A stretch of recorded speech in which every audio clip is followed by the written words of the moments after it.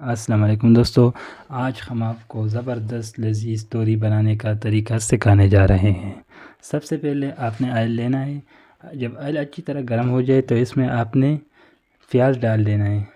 پیاز ڈالنے کے بعد آپ نے اس میں ادرک لہسن کا پیسٹ جو ہے وہ شامل کر لینا ہے۔ جب یہ اچھی طرح پک جائے تو اس کے بعد آپ نے اس میں ٹماٹر ڈال دینا ہے۔ ٹماٹر ڈالنے کے بعد یہ بھی اچھی طرح مکس کر لیں۔ جب یہ اچھی طرح مکس ہو جائے اس کے بعد آپ نے اس میں نمک ڈالنا ہے۔ نمک آپ حسب ذائقہ ڈال سکتے ہیں، 1 ٹی اسپون یا 2 ٹی اسپون، مطلب جتنا آپ نے توری پکانا ہے اس کے حساب سے آپ نے نمک ڈالنا ہے۔ جب اس میں آپ نمک ڈالیں گے تو اس کے بعد آپ نے اس میں مرچ جو ہے وہ شامل کر لینا ہے۔ 3 سے 4 دانے جو ہے وہ آپ شامل کر سکتے ہیں۔ اس کے بعد آپ نے اس میں کالی مرچ کا پاؤڈر، زیرہ پاؤڈر یا مطلب ثابت زیرہ، اس کے بعد آپ نے گرم مسالہ اور اس کے بعد جو ہے وہ ہلدی شامل کر لینا ہے۔ اس کو اچھی طرح مکس کر لینا ہے۔